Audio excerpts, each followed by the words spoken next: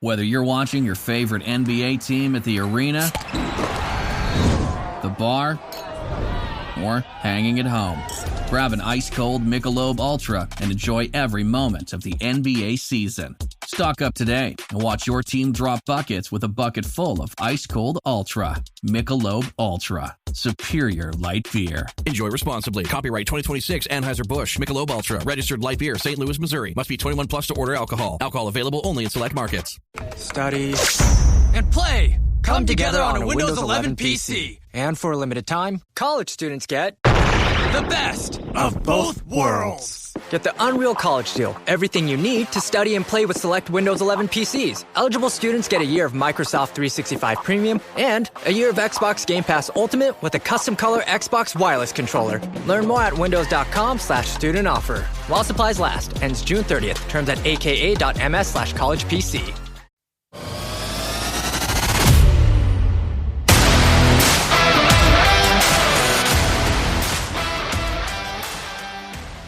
We're all called to build a great culture in our room, a tightness to really set the course for the team. Look, I coach our guys really hard. Everywhere I've ever been, I coach the guys really, really hard. And that's impossible to do if I don't have a relationship with those guys. Welcome to the Mushroom Society on the Coach and Coordinator Network. Today's episode features Stanford offensive coordinator Terry Heffernan from the 2026 C.O.O.L Clinic. Before Coach Heffernan gets into crowd sets, aggressive pass protection, and the details of setting the pocket, he spends time talking about something every offensive line coach can relate to: development. He shares how the C.O.O.L Clinic shaped his career, the relationships that helped him grow from Division II to the NFL, and why great offensive line coaches never stop asking questions, studying tape, and refining how they teach. Coach Heffernan also discusses the importance of relationships with players, building culture in the offensive line room, becoming a problem solver instead of a gatekeeper, and how expanding your understanding of the entire offense can create opportunities throughout your career. If you've ever wondered how great coaches continue to grow, this conversation is packed with lessons that go well beyond the X's and O's. Before we get started, a quick reminder that replay access to the 2026 C.O.O.L Clinic is available right now. You'll get presentations from some of the top offensive line coaches in football covering run game, pass protection, teaching progressions, drill work, culture, and much more. You can get your replay ticket today by visiting thecoolclinic.com. Now here's Stanford offensive coordinator Terry Heffernan. Are your ad campaigns lighting up the dashboard, but not the pipeline? That's bull spend, and marketers are calling it out in Dashboard Confessions. My boss asked for results, so I opened my dashboard for the only positive-sounding metric I had: impressions. Cut the bull spend. See revenue, not just reach. LinkedIn delivers the highest return on ad spend of major ad networks. Advertise on LinkedIn. Spend $250 on your first campaign and get a $250 credit. Go to linkedin.com/campaign. Terms and conditions apply. All right. Thanks so much, Bob. Huge honor. Thank you so much for the intro. Really excited to be here again. My name is Terry Heffernan, currently the offensive coordinator at Stanford. I am an O-line guy. 22 or 23 years coaching the offensive line. So this is my, I was a coordinator in D2, but still coach the offensive line. So this is the first time I'm not doing it in a long time. So super excited to be here. And I'm going to talk a little bit about what we call crowd sets, which are aggressive pass sets and their application, and then just some things in pass protection that I think are important to me as a coach. So we'll kind of get right into it. Do want to start acknowledging that, for the first time, I GA'd on defense for a year at the University of Louisville in 2000. And outside of that, I've coached O-line every other year of my career. This is the first year I'm not running a line group, which I do miss. But we've got two fantastic offensive line coaches here in Kali Kekawaba, who came to us from the Jacksonville Jaguars, and then our assistant line coach, Tavita Thompson, who was the line guy at Ohio a year ago. So those guys are doing a fantastic job and coaching our line and getting after those dudes. I'm here to kind of support them Actually, a big part of my job is to not get in their way, which turns out is really hard. You know, every time the combo's loose, I want to hop in the room and coach it, and I know I can't. So just want to acknowledge those guys. A lot of the drill stuff I'm going to show is from those dudes, and super, super blessed to have them here. Okay, all right, so kind of transition to this. So I am a Mushroom Society member myself. I was going to include my credit card statement to verify that I'm a full pay member of the Mushroom Society. I attended the C.O.O.L clinic when it was in Cincinnati in person. I don't know, 10 years in a row. My wife knew that weekend was off limits. She couldn't schedule anything. I was going to be down there, and it really, this clinic has held a huge place in my heart and in my career. So for starters, what the C.O.O.L clinic's meant to me, I want to start with just some general stuff here. Huge honor. The clinic helped to form me as a coach. All right, so just a little bit about that. So much of what I coach and what I've learned, I picked up at this clinic. Being able to go, and take your list of questions. Every year I'd make 10 questions when I was coaching Division II, or I was a GA, and say, we're struggling with these 10 things. And you could go down to that clinic and you could sit down and you would leave with answers to those 10 questions. And to me, as a young coach, that was incredibly important. And then as I got my own room and started to progress through the profession, like that became even more important, knowing that I had to answer in that room those questions and come up with best practices. So this community has grown and supported me, and I want to just single out some people in my career and my life. Even to the ACC championship game, we're playing Duke. I'm at Virginia a year ago. We're playing Duke. They run a linebacker through the B gap, pick the tackle in the run game, and just watching the tape, they get us twice on it. I don't have the good enough answer and a good enough way to coach my guys on that. And just to know that I can send a text with the video clip to Bob, to Ryan Wendell, to Bobby Johnson, to Mike Munchak, and there's probably 10 guys I sent it out to and said, what do I need to do? How would you coach this? How would you answer this for the guys? And each guy responds, with a big text message or calls me or talks me through that.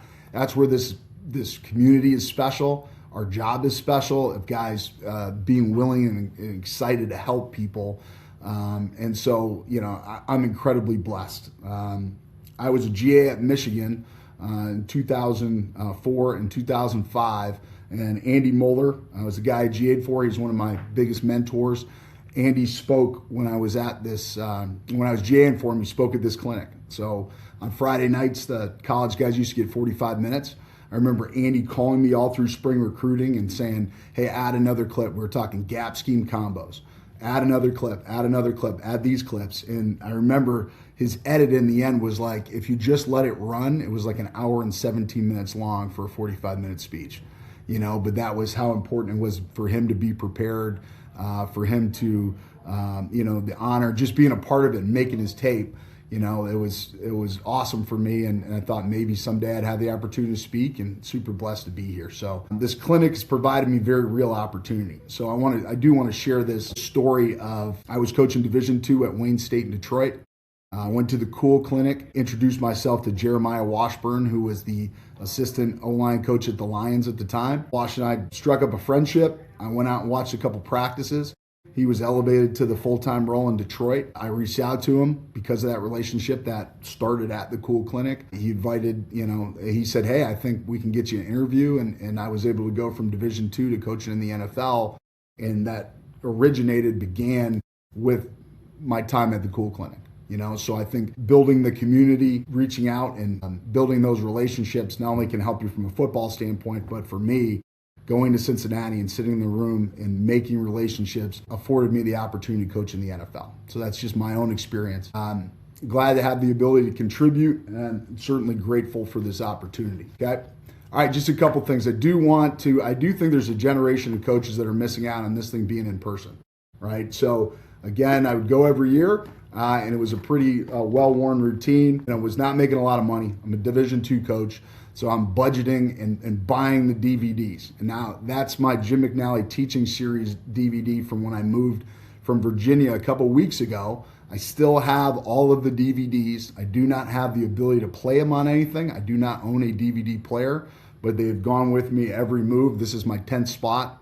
Gone with me every move that I've done. So much of what I coach and have learned is watching those DVDs, being able to invest. Shoot, when you're not making a lot of money, man, I had to budget to buy those things, but that was important to me in my development. And that's a huge part of my foundation, is just the guys of Bob, of Paul, of Jim, of all the speakers I was able to see. So super blessed to be a part of that.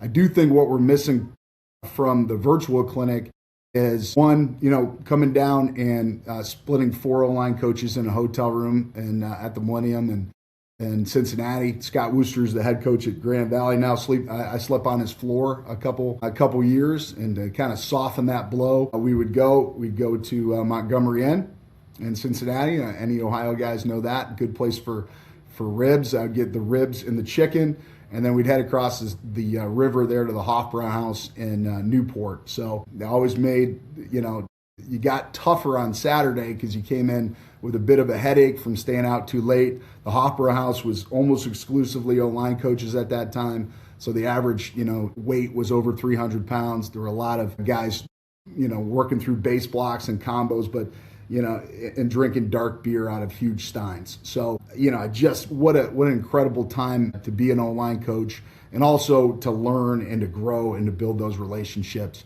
And then the next day I put this whistle up here because Bob would come in between speeches would blow the whistle as loud as he could, which if you'd stayed out pretty late the night before, which generally speaking I had, that would echo off your skull. So I just wanted to share that experience. The younger generation's missing out a little bit. Maybe one day we get this thing back in person, and I'll be there, and I won't buy the first round, but I'll be at the Hofbrauer House. Let's just say that. Okay. All right. So tailing on that, and I'm going to go through this quick, but I did think, that young kid that was saving up to go to the clinic, that was saving up to buy the DVDs, that was a young 25-year-old line coach, what would I tell him now at 45 going back to that? I think my biggest point of advice would be, one, to continue to always have a curious mind. The more you can learn, the more you can study, the better coach you become, right? The ultimate goal is to know and know that you know as a coach. Know and know that you know. Watching Howard Muggs speak for all those years and getting to spend some time with him as they built a relationship, he had all these great sayings. And one was knowing and knowing that you know, right? Having great confidence in what you're coaching and the content of what you're coaching. That's going to give you confidence to be able to do a better job, to alleviate the gray for your players, which is what we're all trying to do. And the only way to get there is through study, right? The only way to get there is to watch tape, to ask questions, to have a curious mind. Nothing replaces the ability to teach. We're all teachers first. So, there's all kinds of technology nowadays. There's all kinds of shortcuts. You can draw cool pictures, all those kind of things. But I don't think you can do your job effectively as an offensive line coach if you don't have the ability to teach, taking the content and putting in the best way. And so maybe from my speech, you pick up one word that helps you coach a technique. To me, that's great. That's solid gold. And that's what today is about, of learning from each other, even the way we phrase things or the way we progress through things, and then being able to come back and more effectively teach the content to our players. Relationships with the players and your staff around you are foundational. They matter, right? I think we're all called to build a great culture in our room, right? To build a tightness, to really set the course for the team. You've got to build. Look, I coach our guys really hard. Everywhere I've ever been, I coach the guys really, really hard. And that's impossible to do if I don't have a relationship with those guys, right? If they know I care about them, they know I love them. And that's my challenge as a coordinator now, is trying to spread that across 50 guys instead of 18 guys in an offensive line room. But the better relationship you have, the harder you can coach those guys, the more you can push those guys. And shoot, that to me is the most rewarding part, and why I got into coaching is the kids, right? To teach and to watch those guys accomplish their goals and grow as people. But I think taking time in our super busy days. We're a new staff here. We've got so much to accomplish, but I think we have done a nice job of really sinking into the relationship piece and building those bonds before, you're yelling at them to get their pads down. All right, investing, building culture within your room, that kind of flows from that point. And then football gives us the access to these young men's life. And I do believe, you can't just walk up to, an 18-year-old or 17-year-old on the street and say, hey, do you want to have a deep relationship? That's where their interest in wanting to become better at football and our expertise gives us as adults the opportunity to stay young, right? To have interactions with these young people, which is a great part of it. And, football gives us that chance. And I think that's, there's a solemn vow that goes into being able to have access into a young person's life to help them grow, help them accomplish their goals. And it's all through the game of football that allows us to build those relationships. All right, finally, bloom where you're planted. There's always a desire for more money, a desire for higher status or better players or, a nicer office. I think the key to attaining those things in a lot of ways is just being really good at what you do. Right? And being really good at what you do is focusing on your day-to-day, where you are. Don't be concerned where you are. Be concerned about, are you prepared for the next meeting? Be concerned, or do you have a good process of game planning? All right? How are you installing your information? And if you really pour yourself into your craft, when that opportunity comes up, you're going to be prepared for it, which is, I think, a big part of it is you don't know when opportunities are going to come up, and blooming where you are.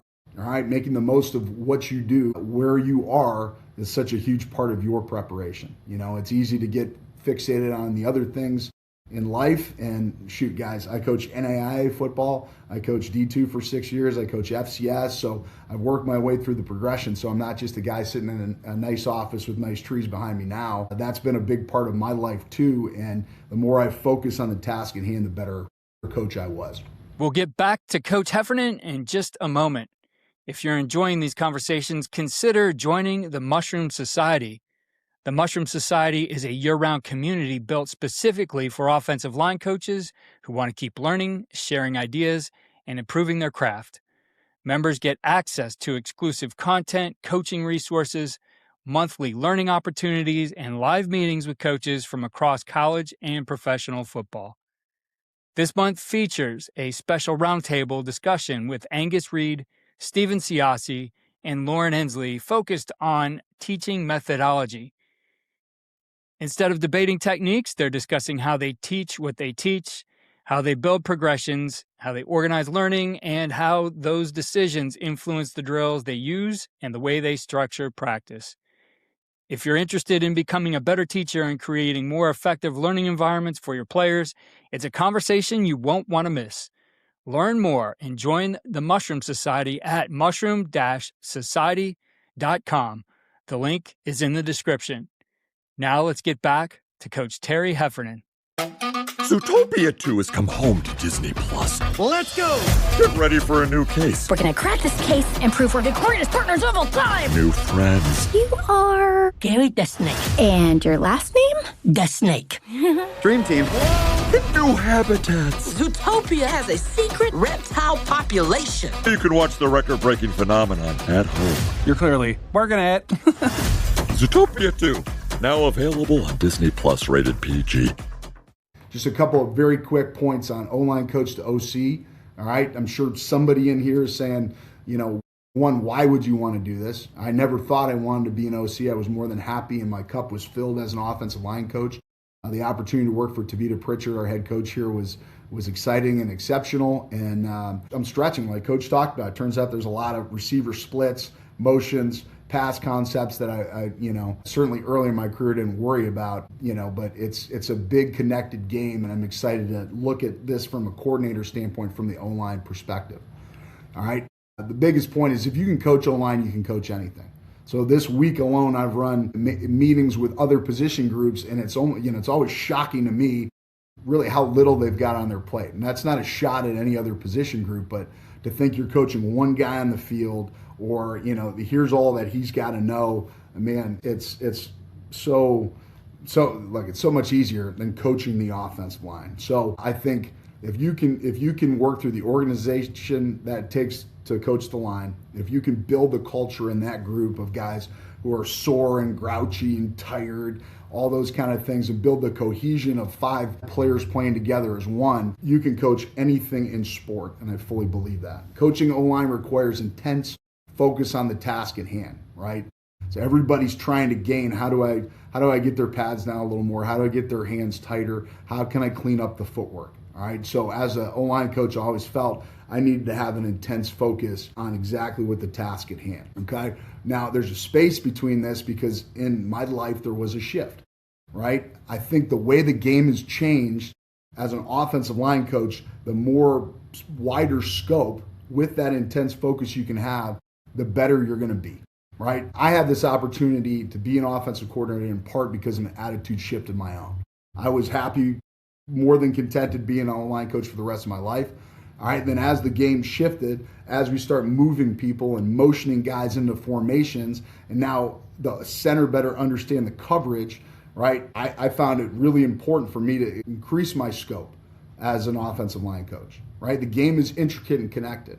So if you're sitting in a game plan session and you say, hey, what do you like run-wise? I like inside zone. All right, well, okay, that's one way to sell that to your coordinator. If you say, hey, I like speed left, all right, offset gun, inside zone, and then let's throw a bubble off of that to handle the 7th defender, that's a different way, and I think a more effective way to get what you want done, right? So the more you can increase your scope of what your offense is doing well from the RPO standpoint, from a formation, learn the formations.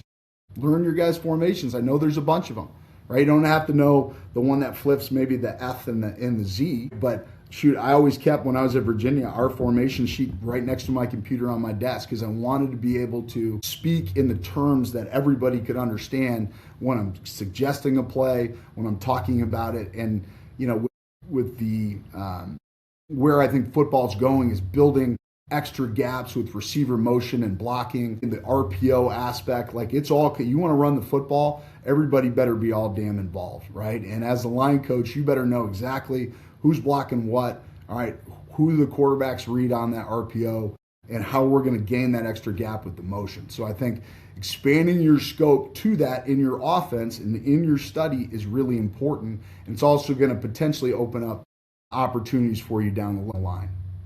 You know, head coaches and offensive coordinators are looking for more yes and O-line coaches than gatekeepers, right? That's what I've found over the last couple of years. When I grew up in this profession, it was your job was to say, we can't do that. I have a rule. We're not doing that. And I work for a whole bunch of guys. I think Brian Dable, who's in Tennessee now, and I work for him in Buffalo, and there was no, we have a rule. We can't do that. Your job was to find a solution, right? So I think that's what we're called to be now, is guys who find solutions and find ways. Sure, you want to motion that receiver across. We got to tag it with this. All right, that's going to change our point. That's going to change our angles, but we can accommodate that. All right, why do they want to motion that guy? Because they want to run a play action off of it. Or they want to run a movement off of it. And it's our job to make the run game mesh with that, right? I think it's hard nowadays to go in and slam your fist down on a desk and say, we're not doing it, and to stay in your role. So that's, again, just my take on it. We are called to be problem solvers more than gatekeepers. I hit that. All right, very brief here before I get into football. Sorry, interviewing trends in the past few years. All right, why I'm including this is I think everybody needs to know this. As offense coordinator, I sat on 70 Zoom interviews plus this offseason. All right, personally, in the last 2 years, I did a whole bunch that came up just for me as an offensive line coach. And I thought, man, just sitting in all those, I think this is an important skill for everyone to know. All right, interviews now, it used to be they'd fly your wife out, she'd look at houses, you do your interview, maybe you went out on the field and hit a bag. Zoom is king. All right, we're all sitting here on a Zoom clinic. All right, it is king. All right, and you have to adjust or suffer. Again, we interviewed 70 guys as a staff, put together our offensive staff. We did one in-person interview for our defensive coordinator. That was it. All right, again, myself personally, very, very few in-person interviews over the last 2 years, a whole bunch of Zoom stuff. All right, employers can interview 5 to 6 guys in a day. How will you stand out? What's your elevator pitch? How do you sell yourself and let them know who you are as a person and as a coach through your computer screen in a short, succinct amount of time? All right, have content always ready. okay? Limited heads up these days. So in all the ones I did as a line coach, probably the maximum amount of time I got in lead up to the interview was maybe a day, right? A couple of them were, hey, can you hop on in an hour? Can you hop on in 2 hours? Again, these were, jobs, some I got offered, some I didn't, right? All but good opportunities that I had 2 hours maximum to prepare for. So going and building your content right now and being prepared right now for that opportunity is going to be huge for you, all right? Again, you're not getting a ton of heads up. Have a cut up ready that you're ready to present, that you're ready to coach, that you're confident in for when that opportunity comes up in 2 hours. A good interview can benefit your reputation even if you don't get the job or choose not to take it. I think that's important. The more people you can be exposed to, more people, and some of the opportunities I've had were from jobs I didn't get or interviews that I didn't take or jobs I didn't take. But building your reputation as a teacher and a coach is huge. So those are kind of my general points. Now I'm going to get into the football. So sorry if I bored you on that. I just think that's important stuff that if I was 25 years old or a younger coach sitting in here, those are things I'd want to know. All right, crowd sets.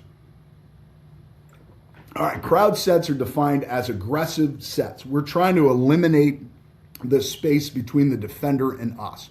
All right, kill his cushion is what we would talk about in those terms.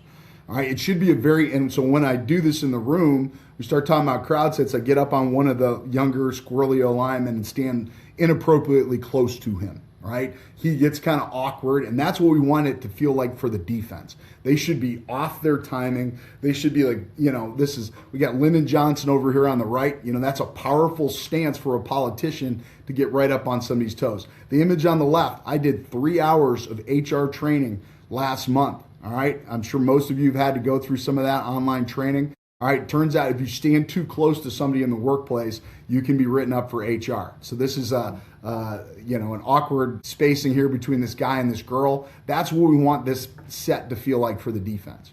All right, so here's an example. All right, this will be our left tackle in this picture here. So what we're trying to get is aggressively closing the space, putting our hands on the defender, setting the width of the pocket at tackle. That's what we want it to look like. So how do we get there? All right, what and why? All right, we at Stanford, all right, and I do believe this, our goal in pass protection is to set the pocket. Setting the pocket is defined as setting the interior players, setting the depth of the pocket, the exterior tackles, setting the width of the pocket, all right?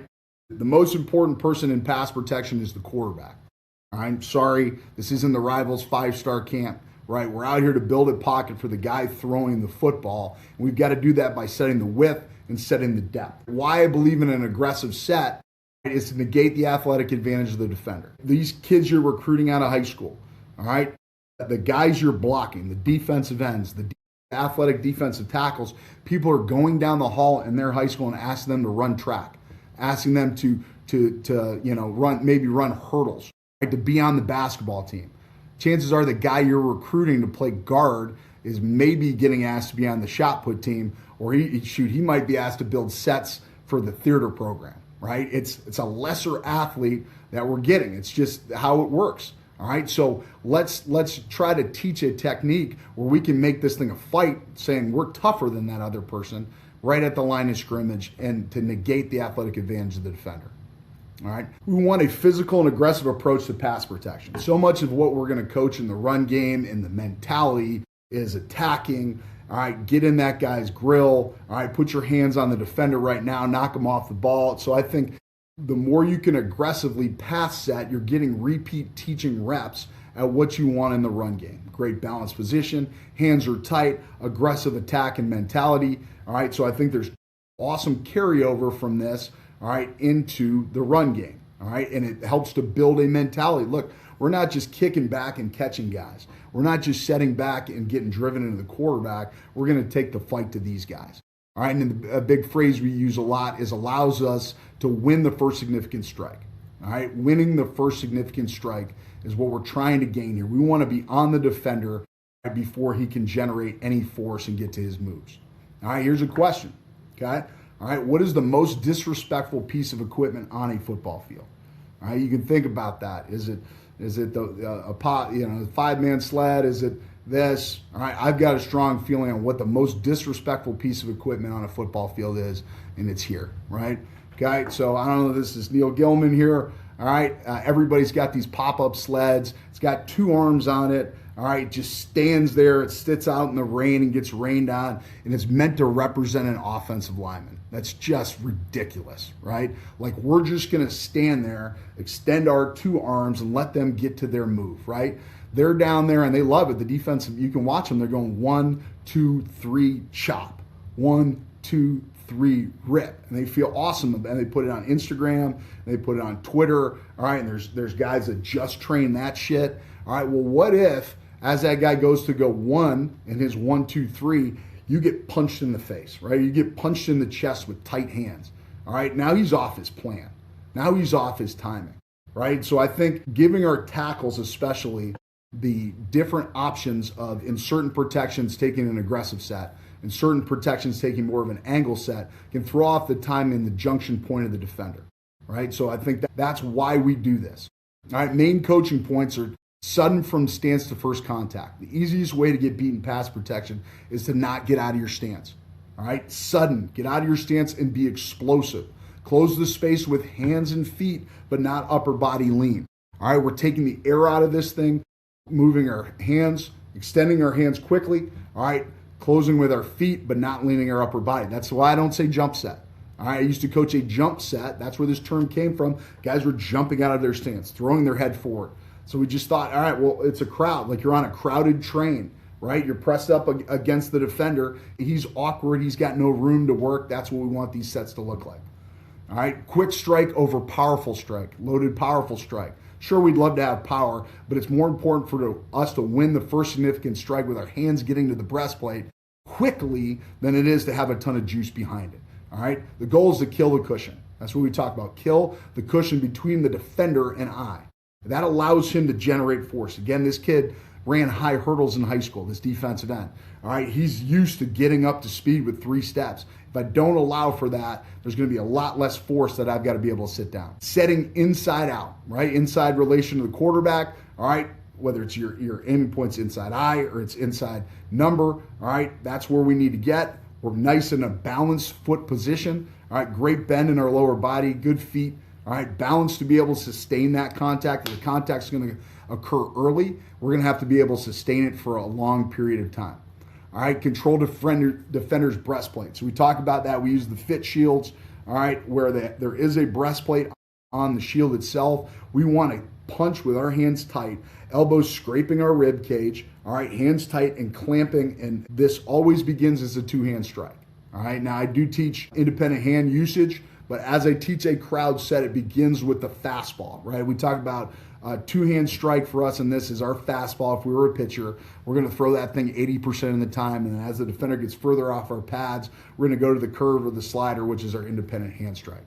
All right, so we drill both hands extending, clamping the hell out of that breastplate, and we will never, ever hold here, never, but we'll grab the shit out of you. All right, we'll grab the shit out of your breastplate. If my fingers can wrap underneath your breastplate, I'm in a dominant position. Nobody's ever going to call that. Thanks for listening to this episode of the Mushroom Society on the Coach and Coordinator Network. If you enjoyed today's presentation, there's a lot more waiting for you from the 2026 C.O.O.L Clinic. Our new home for clinic content is now live, and all future C.O.O.L Clinic presentations, courses, and learning resources will be housed there moving forward. Whether you're looking for complete clinic presentations, individual sessions from specific coaches, or year-round offensive line education, you'll find it all in the C.O.O.L Clinic store. Visit thecoolclinic.com to browse the library and access the latest content. We'll see you next time on the Mushroom Society.